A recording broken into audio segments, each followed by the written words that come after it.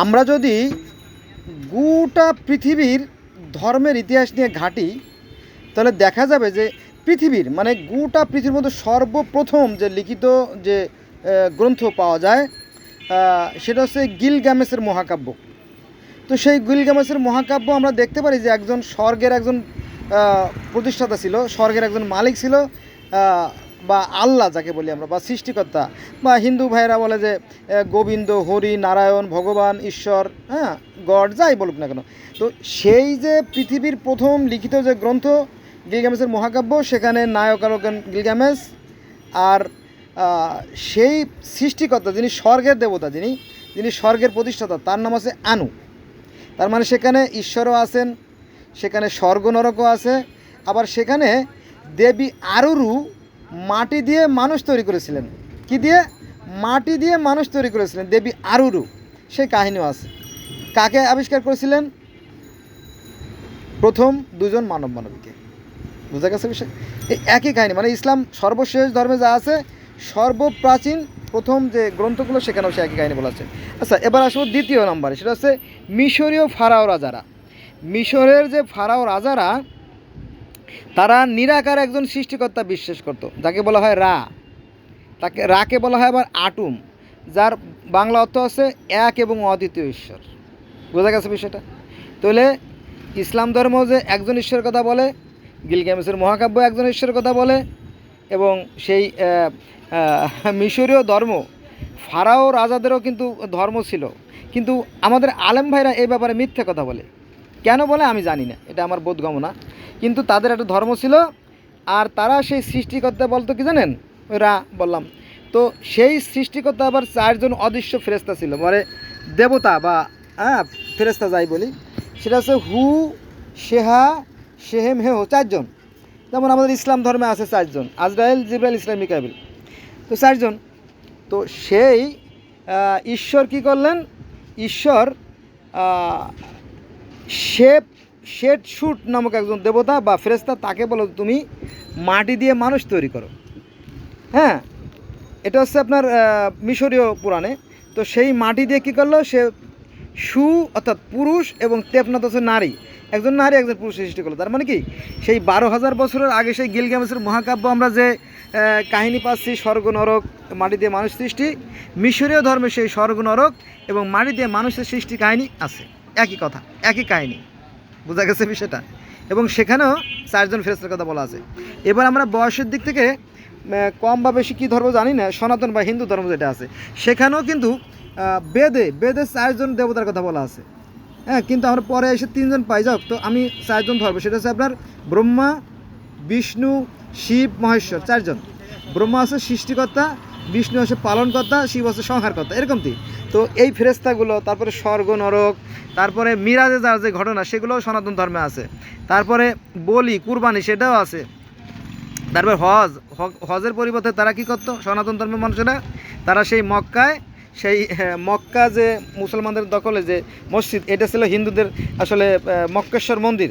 এখানে সেই যে কালো যে পাথরটা, এটা আছে সেই আদিদেব মহাদেবের শিবলিঙ্গ। হ্যাঁ, তো এইটাকে পরিবর্তন করে এটার নামটা ভিন্ন করা হয়েছে। আবার এই যে জেরুজালেমের যে মসজিদটা মুসলমান দাবি করে আমাদের মসজিদ, আসলে এটা তো মুসলমানের মসজিদ না।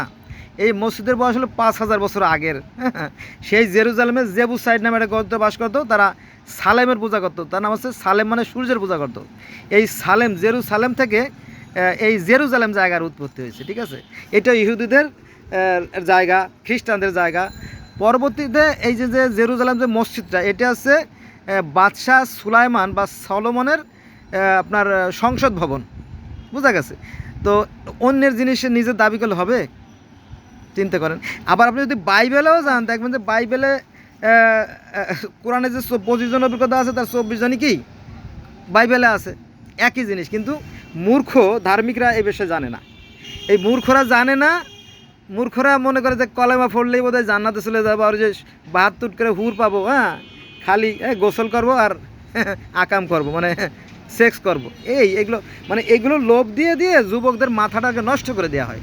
যাক, তাহলে আমরা গোড়ায় ফিরে যাই। সেটা হচ্ছে যে গিলগামেশের মহাকাব্য দেখলাম যে একজন ঈশ্বর আছেন অদৃশ্য, স্বর্গ নরক, মত্ত, মানুষ সবই আছে। আবার মিশরীয় ধর্ম সেই ঈশ্বর আছেন এবং স্বর্গ নরক আছে এবং সেখানে বিচার, হ্যাঁ, সবই আছে।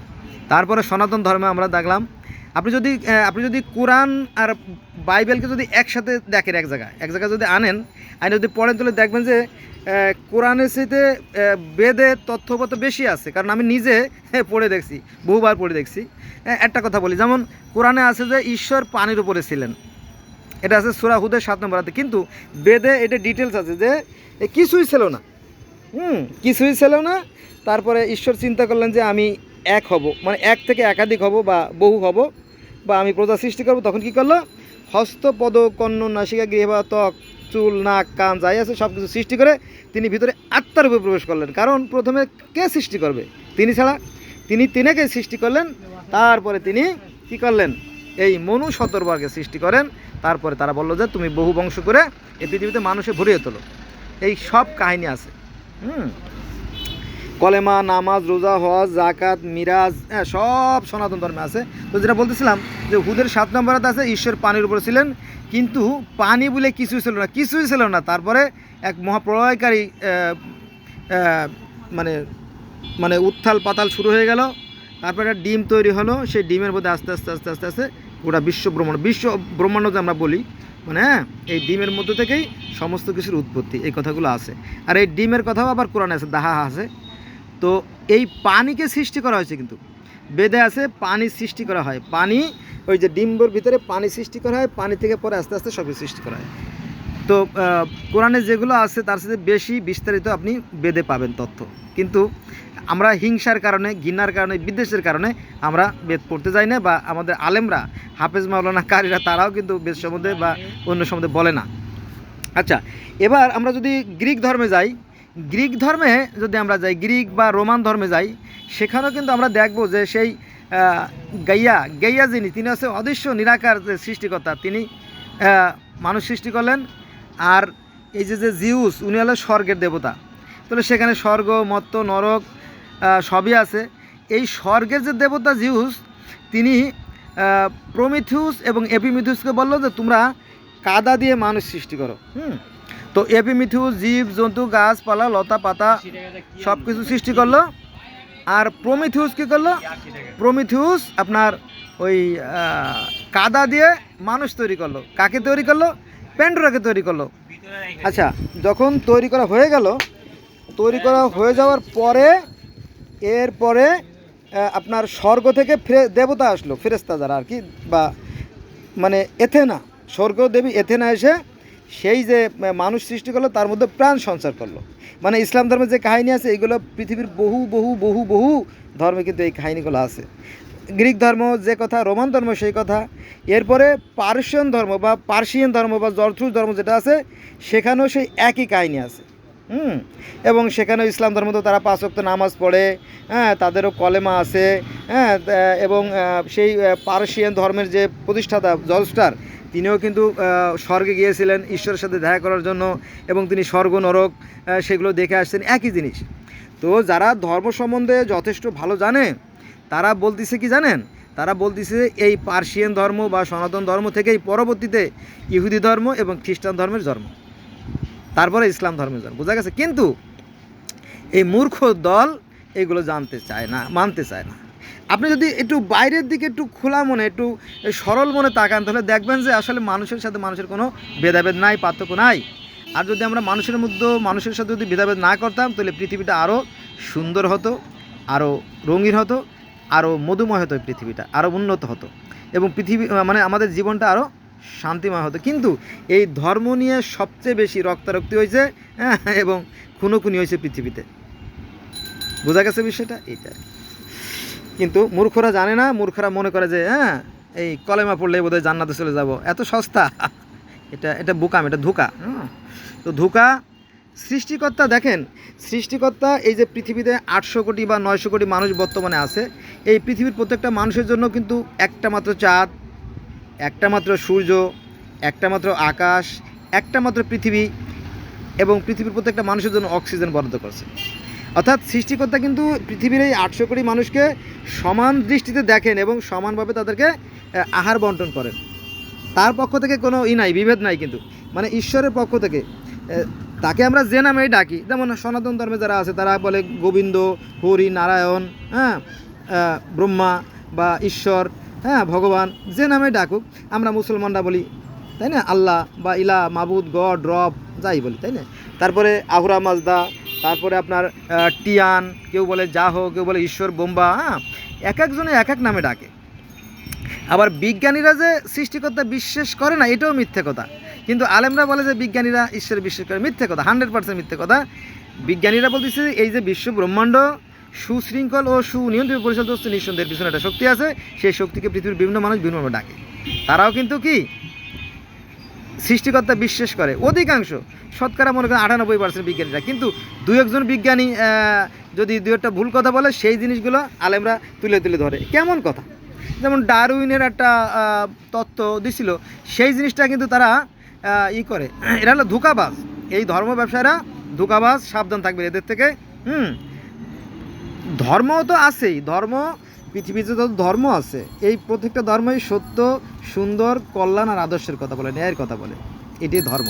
ঠিক আছে, ধর্ম আসলে এটা নাই যে আমরা যে মনে করেন যে হিন্দু, মুসলমান, বৌদ্ধ, খ্রিস্টান, জেসুইট, পার্সিক, অ্যাজটেক, মায়ান, ইনকা, ডগন, রাস্টাফারাজিয়ান, কনফিউশিয়াস, তাও যে কথা বললাম, এগুলো ধর্ম না, এগুলো আছে সম্প্রদায়, দল, গোত্র। ধর্ম জিনিসটা আছে সম্পূর্ণ ভিন্ন। এই ধর্মের ব্যাপারে কারো হস্তক্ষেপ করার অধিকার নাই, কারণ ধর্ম সবসময় এক। যেমন আমরা চোখ দিয়ে দেখি, পৃথিবীর প্রত্যেকটা মানুষ চোখ দিয়ে দেখে, এবং পৃথিবীর প্রত্যেকটা প্রাণীর চোখ দিয়ে দেখে। এইটার ব্যতিক্রম করার কোনো সাধ্য নেই, আপনি কখনো কান দিয়ে দেখতে পারবেন না। আবার আমরা নাক দিয়ে ঘ্রাণ নেই, এটা পৃথিবীর প্রত্যেকটা মানুষ নাক দিয়ে ঘ্রাণ নেয়, এবং পৃথিবীর প্রত্যেকটা প্রাণী নাক দিয়ে ঘ্রাণ নেয়, এটার ব্যতিক্রম করতে পারবেন না সৃষ্টিকর্তা ছাড়া। আবার আমরা দাঁত দিয়ে চিবই খাই, পৃথিবীর প্রত্যেকটা মানুষ এবং প্রত্যেকটা প্রাণী চিবই খায়। আবার আমরা মুখ দিয়ে কথা বলি, পৃথিবীর প্রত্যেকটা প্রাণী তাদের মুখ দিয়ে শব্দ করে তাদের মনের ভাব প্রকাশ করে। হয়তো জীব মানে যেমন গরু, ছাগল, হাঁস, মুরগি, যেমন হাম্বা, ব্যাব্যা, প্যাপা, কাকা, এই যে মানে কাকের যে ডাক, এগুলো হয়তো আমরা বুঝি না, কিন্তু কাকরা কিন্তু বুঝে, এগুলো বুঝতে হবে। ঠিক আছে, এগুলো কিন্তু ভাষা। সাপের যে ফোঁস ফোঁস শব্দ, এটা তাদের ভাষা, হয়তো আমরা বুঝি না। হ্যাঁ, তো এটা হলো বিষয়। কিন্তু আমরা আমাদের মাথাকে কাজে লাগাই না, চিন্তা করি না, ফলে আমরা পিছিয়ে পড়ে আসি জাতি হিসেবে। চিন্তা করা উচিত। ও তারপরে মনে করেন যে বৌদ্ধ ধর্মে কিন্তু আপনার যে গৌতম বুদ্ধ, তিনিও কিন্তু স্বর্গে গিয়েছিলেন। কেন গিয়েছিলেন? মশা মারতে না সাপ মারতে না, তিনি তার মাতা মহামায়া দেবীকে দেখার জন্য, সাক্ষাৎ করার জন্য তিনি স্বর্গে গিয়েছিলেন। আপনারা ইউটিউবে সার্চ দেবেন যে গৌতম বুদ্ধের স্বর্গ আহরণ, দেখবেন যে সাই সাই সাই সাই সাই করে তার শত শত লোকের সামনে দিয়ে উড়ে উড়ে আকাশে চলে যাচ্ছে, সেই কাহিনীগুলো আছে। বোঝা গেছে? তার মানে কি, একটা স্বর্গ রাজ্য আছে, তো স্বর্গ যখন একটা রাজ্য আছে, নিশ্চয়ই সেই স্বর্গের একজন পরিচালক আছে। বোঝা গেছে বিষয়টা? এইটা আর কি। তো সেখানেও কিন্তু যারা সৎকর্মশীল, তারা কি করে, তারা নির্বাণ লাভ করে, অর্থাৎ ঈশ্বরের যে অস্তিত্বে মিশে যায়। আর যেগুলো অসৎ কর্ম করে, তারা কি ঈশ্বরের অস্তিত্বে মিশতে পারে না। মানে ওই স্বর্গ নরকের কথা একটু ভিন্নভাবে ব্যাখ্যা করা। বোঝা গেছে বিষয়টা? এই আর কিছু না। তো দেখলাম এইভাবে আপনার যদি আরও শত শত হাজার হাজার ধর্ম দেখেন না, দেখবেন যে ওই একই কথাই বলে। কিন্তু এই ধর্ম ব্যবসায়ীরা সমস্ত ঝামেলা করে, এরা মানুষের সাথে মানুষের বিভেদ সৃষ্টি করে নিজেদের পেট পুড়তে চায়। এটা হলো মূল বিষয়। এজন্য আমরা আসলে কি একই স্রষ্টার সৃষ্টি, এ ব্যাপারে কোনো সন্দেহ নাই। একটু চিন্তা করেন, আপনার বিবেককে কাজে লাগান, তাহলে আপনিও ভালো থাকতে পারবেন, আপনার প্রতিবেশী যারা আছে, সে যে ধর্মের মানুষ হোক, সে ভালো থাকতে পারবে। বোঝা গেছে বিষয়টা?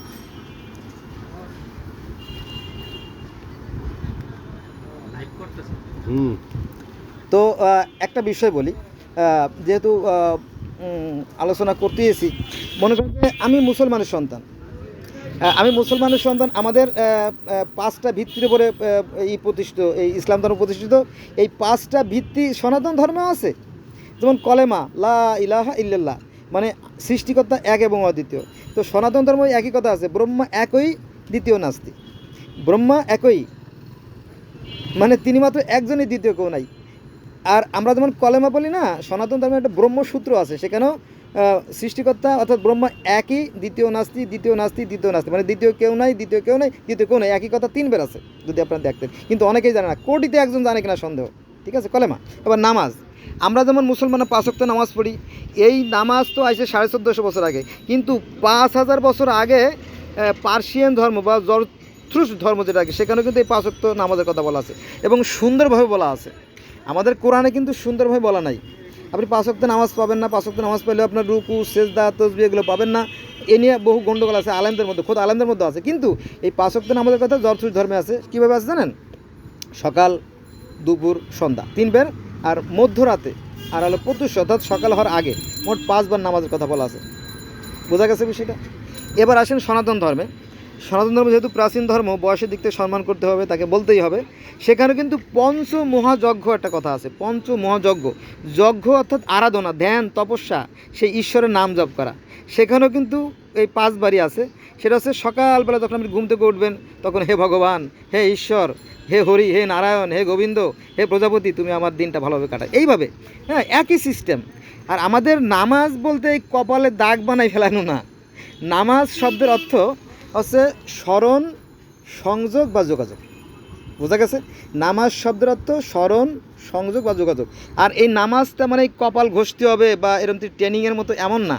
এটা হচ্ছে আপনি সৃষ্টিকর্তাকে মনে মনে সবিনয় এবং সবয়ে স্মরণ করতে হবে। এটা আছে আপনার সূরা আনামের 192 নম্বর আয়াতে, যদি আপনারা দেখতেন। বোঝা গেছে বিষয়টা? তো এই ধর্ম ব্যবসায়ীরা এটার ভুল ভাল উল্টোপাল্টা ব্যাখ্যা করে একটা ব্যবসা করে যায়, আর কিছু না। এই ব্যবসা ছাড়া আর কিছুই না। বোঝা গেছে? তাহলে আমরা কি পাইলাম? কলেমা, নামাজ, রোজা। আমরা মুসলমানরা যেমন রোজা থাকি, এই রোজা শিখরা থাকে, এই রোজা ইহুদিরা থাকে, এই রোজা খ্রিস্টানরা থাকে, এই রোজা পার্সিয়ানরা থাকে, এই রোজা বৌদ্ধরা থাকে, এমন সনাতন ধর্মের মানুষ অর্থাৎ হিন্দুরাও রোজা থাকে, তবে তারা নাম ভিন্ন। উপবাস আর রোজা একই নিয়ম। বোঝা গেছে বিষয়টা? এখন অনেকে করে, অনেকে বলে যে ওদের রোজা কোনো রোজা না, ওদের রোজা পানি খেয়ে রোজা থাকে, ফল খেয়ে রোজা থাকে, মানে অন্য ধর্মের বদনাম করে। আসলে তা না। যারা দুর্বল, যারা বৃদ্ধ, যাদের সামর্থ্য নাই, তারা হয়তো একটু পানি খাইতে পারে, এই কথা বলা আছে। এরকম কথা তো ইসলাম ধর্মে আছে। ইসলাম ধর্মে বলা আছে যে যাদের কোনো সামর্থ্য না থাকে, যদি কোনো মানুষের সামর্থ্য না থাকে রোজা থাকার, তাহলে সে কী করবে? সে মিসকিন অর্থাৎ ফকিরকে খাওয়াই দিলেই তো রোজার পূর্ণ সব পেয়ে যাবে। এরকম অপশন আছে না? তাহলে আপনার যদি অপশন থাকতে পারে, অন্য ধর্মের কেন অপশন থাকবে না? এটা এজন্য আমি মনে করি যে ধর্ম পুরোপুরি একটা ধোঁকাবাজি ব্যবসা। হ্যাঁ, সৃষ্টিকর্তা মানুষকে ভালো মন্দের জ্ঞান দিয়ে সৃষ্টি করছে। শুধু মানুষই না, পৃথিবীর প্রত্যেকটা প্রাণীকে সৃষ্টিকর্তা ভালো মন্দের জ্ঞান দিয়ে সৃষ্টি করছে। আমি যদি ভুল বলে থাকি কমেন্টস করেন, উত্তর দেবো। আমি সবার কমেন্টসের উত্তর দিয়ে থাকি। তাহলে কলেমা, নামাজ, রোজায় গেল। হজ, হিন্দুরা কিন্তু হজ করতে যাইতো। হিন্দুরা বা সনাতনীরাও হজ করে যেত, কারণ বিশ্বের বিভিন্ন প্রান্ত থেকে এই মক্কায় মানুষে ওকাজ মেলায় যেত। মানে সেই হিন্দুদের যে হজ, তাকে বলা হতো ওকাজ মেলা। এটা আন্তর্জাতিক, মানে ইন্টারন্যাশনাল ফেয়ার। হ্যাঁ, তো সেই মেলায় বিশ্বের বিভিন্ন প্রান্ত থেকে মানুষ সেখানে আসতো, জমায়েত হতো, এটা ছিল। কিন্তু পরবর্তীতে মুসলমানরা যখন ক্ষমতায় গেল, তখন হিন্দুদের এই মক্কেশ্বর মন্দিরটা কেড়ে নিয়ে তারা মক্কার মসজিদ বানাইছে, এবং এর মধ্যে যে মূর্তিগুলো ছিল সেটা সরাই ফেলাইছে। বুঝছেন? তো আমার কথা কি, যে মুসলমানরা যখন ক্ষমতায় আসলো, তাদের যখন সামর্থ্য হলো, তখন তারা এই মন্দিরের সাথে আরও 10 গুণ বা 100 গুণ বেশি করে 10,000 কিলোমিটার জায়গা মিলে বিশাল মসজিদ তৈরি করতে পারতো, যেখানে 1 কোটি লোক মানে নামাজ পড়তে পারে। এম করতে পারতো না? আলাদা করতে পারতো। কিন্তু তারা অন্যের জায়গা দখল করে, অন্য জিনিস দখল করে তারা কি মসজিদ বানাইছে। এটা হইলো বলেন? আরেকটা বিষয়, মর্মান্তিক বিষয় হচ্ছে যে ধর্ম কিন্তু সৃষ্টির উষালগ্ন থেকেই ছিল, সৃষ্টির শুরু থেকেই ছিল। এখানে আপনার আরবে ইসলাম আসার আগেও কিন্তু 4টে ধর্ম ছিল। একটা আছে প্যাগান অর্থাৎ হিন্দু ধর্ম, 2 নম্বর আছে হানাফি সম্প্রদায়, তারা নিরাকার ঈশ্বরে বিশ্বাস করতো, এবং ইহুদিরাও কিন্তু নিরাকার ঈশ্বরে বিশ্বাস করে, এবং খ্রিস্টানও নিরাকার ঈশ্বরে বিশ্বাস করে। 4টে ধর্ম ছিল। ইসলামের ক্ষমতা আসার পরে এই 4টে ধর্মের মানুষকে পিটাইয়া, লাঠি দিয়ে পিটাইয়া, আওয়ামী লীগের মতো অথবা বিএনপির মতো জামাতের মতো ওই দেশ থেকে তাড়া করে দিচ্ছে। বুঝছেন? এলা বিষয়। হ্যাঁ, অতএব আমি মনে করি যে এই ধর্মগুলো হচ্ছে ধোঁকাবাজি।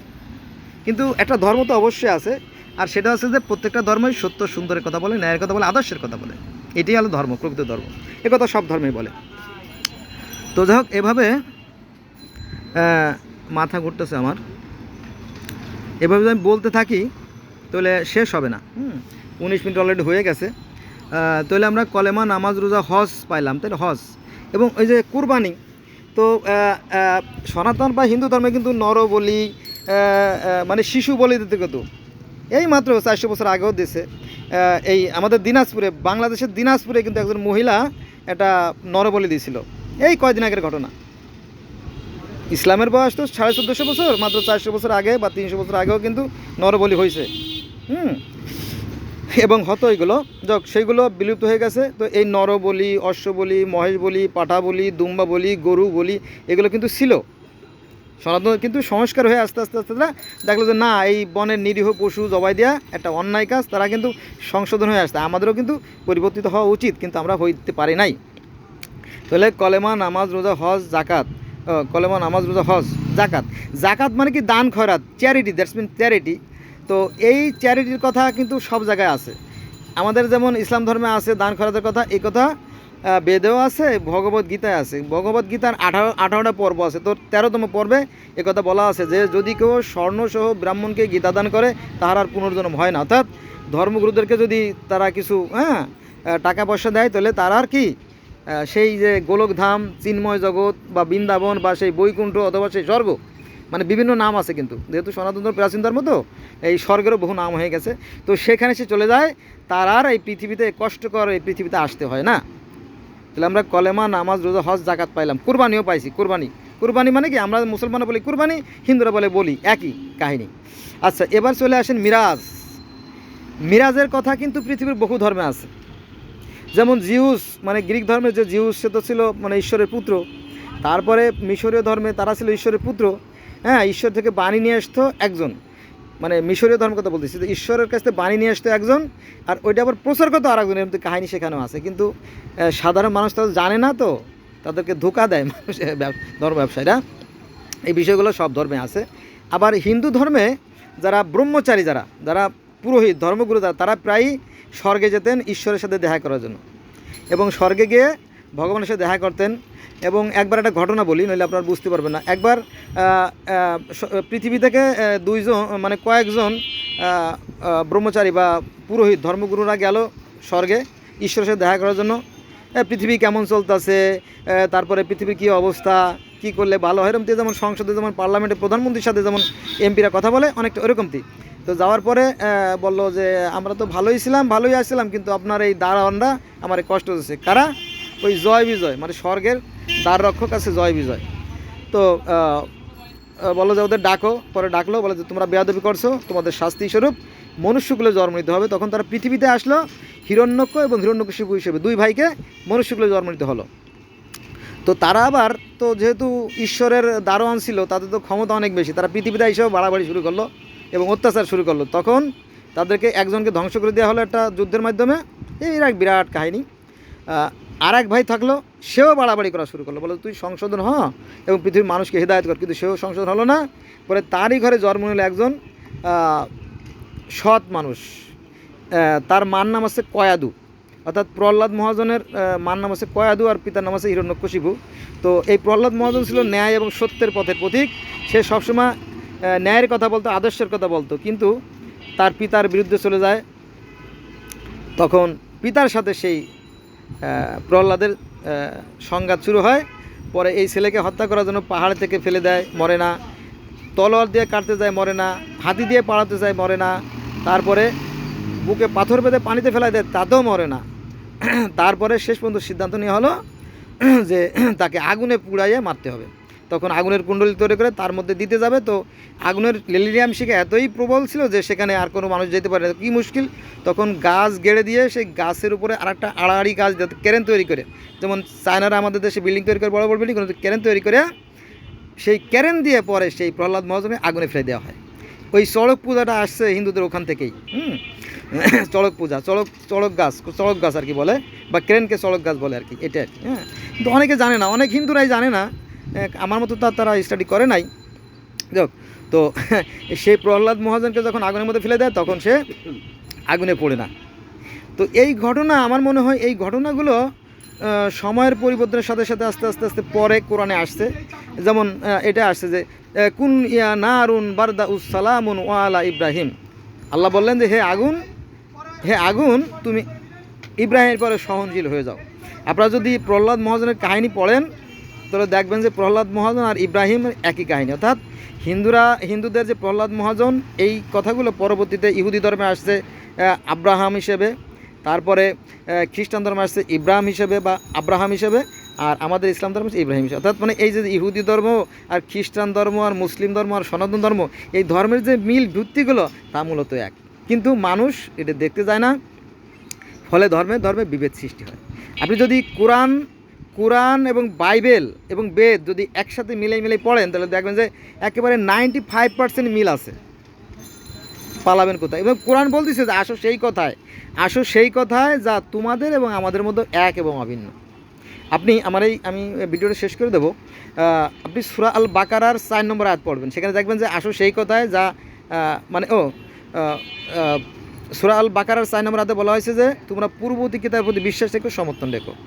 সূরা আল বাকারার 4 নম্বর আয়াত, সূরা আল বাকার 62 নম্বর আয়াত এবং সূরা আল বাকারার 136 নম্বর আয়াত এবং 177 নম্বর আয়াতে পড়ে দেখবেন যে পূর্ববর্তী নবী রাসূল, পূর্ববর্তী কিতাবের প্রতি কোরআন কিন্তু সমর্থন করতে বলছে, কিন্তু একদল ধোঁকাবাজ তারা এই কোরআন নিয়ে ব্যবসা করে মানুষের সাথে মানুষের বিভেদ সৃষ্টি করে জাতিকে ধোঁকা দেয়। আমি কথা বললাম যে আমি পৃথিবীর বিভিন্ন ধর্মের একজন ছাত্র, আমি বহু সাধনা করে এই তথ্যগুলো করছি। আমি কোনো ইউটিউব দেখে বা কারো লোক মুখে শুনে এগুলো বলতেছি না। এভাবে আমি ঘন্টার পর ঘন্টা, মাসের পর মাস, বছর পর বছর হয়তো লেকচার দিয়ে যাইতে পারবো, কিন্তু সেটা আপনারাও বিরক্ত হবেন, আমিও অসুস্থ হয়ে যাব। তো আপনাদের সবাইকে ধন্যবাদ ধৈর্য ধরে ভিডিও দেখার জন্য। সবাই আমার সাথে থাকবেন। আল্লাহ হাফেজ।